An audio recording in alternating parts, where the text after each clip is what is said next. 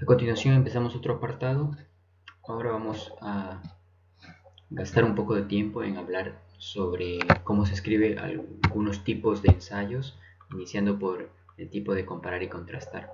¿Para qué nos va a servir esto? Bueno, no queremos que sean expertos en todos los tipos de ensayos y cómo se deben escribir, porque quizás en realidad no se van a dedicar a escribir ensayos, pero lo que vamos a ver es que nos va a dar algunas pautas, algunas ideas eh, respecto a cómo podemos generar el proceso de la redacción, ¿no? Entonces, en este caso de comparar y contrastar, pues muchas veces en nuestro trabajo de titulación pues necesitamos realizar este tipo de escritura, ¿no? De momentos o partes del capítulo donde debemos comparar o contrastar algunas ideas de autores o resultados que hemos obtenido, ¿no? Entonces, ¿cómo generar esa escritura o alguna herramienta que nos pueda ayudar? Bueno, eso es lo que vamos a tratar de hablar y comentar. Entonces, lo primero, ¿a qué se refiere un ensayo de comparar y contrastar? Pues muy rápidamente, comparar significa observar las similitudes entre dos cosas y por el otro lado, contrastar significa observar las diferencias entre dos cosas. Entonces, ¿qué herramientas podemos utilizar en el pre-writing en el caso de un ensayo de comparar o contrastar, o en el caso que ustedes quieran escribir un texto que tenga esta característica de comparar o de contrastar? Pues una idea muy simple es recordar de la herramienta que tenemos en conjuntos, ¿no? El diagrama de Venn, y poner, pues, hacer un plan en relación a esto, ¿no? Poner quizás el apartado A, el apartado B, poner las ideas comunes al apartado A, las ideas que corresponden al apartado B. En el centro, pues poner las ideas que son comunes a los dos, ¿no? A A y a B. De esta forma, entonces, si queremos comparar, pues nos vamos a remitir a esta estructura, ¿no? Tenemos las ideas que son comunes a A y B, tenemos las ideas que quizás solo corresponden a A y las ideas que solo corresponden a B. Eso nos va a permitir diferenciar y en razón de eso planear lo que podemos escribir. Otra forma, otra estrategia es hacerlo a través de un gráfico en T, que sería poner en dividir en dos columnas y en una de ellas poner todo lo que corresponde a A y en la otra todo lo que corresponde a B. ¿En qué nos va a ayudar a eso? Bueno, podríamos ir generando algunas ideas, ¿no? De todo el apartado A y otras ideas de todo el apartado B, e ir verificando, ¿no? Cómo se relacionan estas ideas, ¿no? Cuáles son similares, cuáles son contrapuestas entre A y B. Y eso, como les decía, la idea es tener un plan de lo que vamos a escribir. ¿Qué deberíamos hacer en el enunciado de la tesis en caso de un ensayo de comparar y contrastar? Pues debemos, por un lado, mencionar las dos cosas que se quiere comparar o contrastar, que quede claro qué es lo que vamos a comparar. Por ejemplo, vamos a comparar comunicaciones inalámbricas versus comunicaciones cableadas, y luego indicar si se desea comparar o contrastar, ¿no? ¿Qué es lo que vamos a realizar? ¿Cuál de las dos opciones? Ahora podemos hablar de un método para organizar los contenidos en el ensayo. En forma general, para un ensayo de comparar y contrastar, podemos hablar de dos métodos principales, un método de bloques y un método punto a punto. Esto a su vez pues, nos puede servir para organizar no solo en un ensayo, sino en la escritura de nuestros párrafos que pueden corresponder a una parte del capítulo como tal, solo que en él vamos a comparar o contrastar. Entonces, ¿cómo organizarlo? Recuerden como base la estructura que teníamos para el ensayo, ¿no? Un párrafo de introducción, párrafos de desarrollo y un párrafo de conclusión. Entonces, la parte de introducción y conclusión no va a variar y lo que vamos a alterar es la parte de los párrafos de desarrollo, cómo los vamos a organizar. Entonces, en el método de bloques lo que podemos hacer en este caso es pues ir ubicando por bloques, ¿no? Y en el bloque A hablar solo de todas las ideas correspondientes a, por ejemplo, todas las ideas correspondientes a comunicaciones inalámbricas y todas las ideas correspondientes a comunicaciones cableadas, ¿no? En el método punto a punto, en cambio, vamos eligiendo puntos para contrastar o comparar, ¿no? Por ejemplo, vamos a comparar en primer punto la eficiencia, ¿no? Entonces hablamos de la eficiencia en comunicaciones inalámbricas y la eficiencia en comunicaciones cableadas. Luego vamos a comparar el hecho de la movilidad. Entonces hablamos de la movilidad en comunicaciones inalámbricas y la movilidad en comunicaciones cableadas. Y así sucesivamente, nos vamos escogiendo puntos y los comparamos. Eso va a ir significando tener diferentes párrafos, ¿no? En razón de la cantidad de puntos a comparar o las ideas que queremos comparar, pues nos va a generar la cantidad de párrafos. Entonces pueden escoger uno de estos dos métodos, método de bloques o método punto a punto. Para llegar a este punto, pues es importante por eso el haber hecho la preescritura con el diagrama de Venn o quizás la tabla T, que eso nos va a ayudar para con mayor facilidad venir y escribir los párrafos. Continuamos con la sección de escribir ensayos. En este caso vamos a hablar de los ensayos de tipo causa y efecto. ¿Qué es causa? Causa significa hacer que algo suceda, ¿no? Es sinónimo de razón. Por otro lado, efecto significa que sucede algo como resultado. Cuando nosotros escribimos este tipo de ensayos, que son causa o efecto, es necesario enfocarse ya sea en las causas o en los efectos, pero no en ambos a la vez, ¿no? Debemos escoger una de estas dos opciones. Entonces, antes de escribir, ¿qué podríamos hacer como pre-writing, preescritura? Pues pensar acerca del tema de tesis, hacer un plan como en los otros casos, ¿no? Por ejemplo, pensar en qué sucede cuándo, para el caso de causa, ¿no? Y eso nos va a llevar a pensar en algunos efectos que pueden darse y en razón de eso enfocar nuestros párrafos. O a su vez, si es un ensayo tipo efecto, ¿por qué sucede esto? ¿No? ¿Qué sería, dado un efecto, pensar en las causas que generaron eso? ¿No? Entonces, como ejemplo, tomemos un tema, por ejemplo, comer demasiado. En este caso corresponde a una causa, podemos pensar en los efectos para esa causa. En razón de comer demasiado, pues un efecto podría ser la llenura, otro efecto, pues tener dolor de estómago o engordar.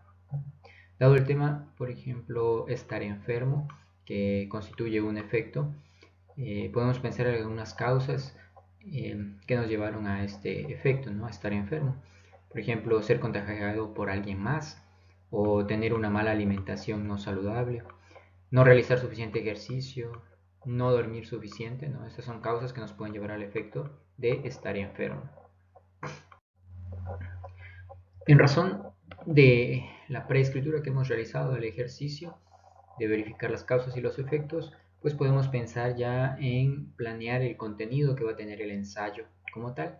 En el caso de un ensayo que sea de causa, pues lo que podemos hacer es, bueno, de la estructura general que teníamos, ¿no? De una conclusión y 3 párrafos de desarrollo, una introducción, una conclusión y 3 párrafos de desarrollo, pues podríamos ahora aprovechar los párrafos de desarrollo para en ellos introducir las causas, ¿no?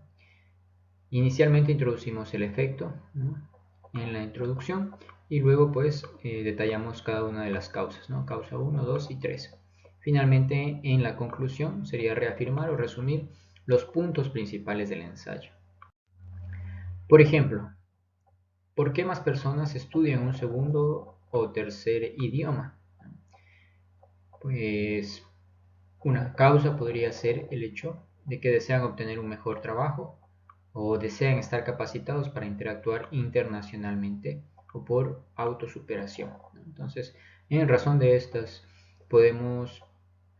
en razón de estas causas podríamos entonces redactar los párrafos del desarrollo, ¿no? Y escribir algunos ejemplos o detalles para cada una de estas causas y eso nos llevaría a tener ya un ensayo más completo.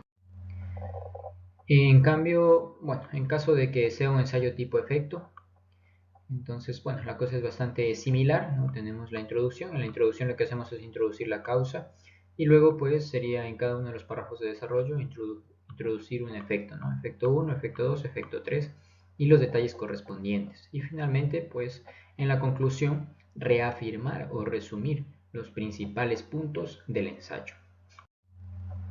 Un ejemplo entonces para un ensayo de tipo efecto sería, dada la causa, ¿qué sucede luego de una caída de la bolsa? Pues algunos efectos podrían ser que las personas sienten miedo y retiran su dinero de la bolsa, o que el gobierno hace nuevas regulaciones para prevenir nuevas caídas, o las compañías despiden a los empleados, ¿no? Entonces tenemos tres causas. Nuevamente lo que hacemos es cada uno de estos efectos, perdón, se constituye en un párrafo y lo que tenemos es que añadir detalles y ejemplos a estos efectos.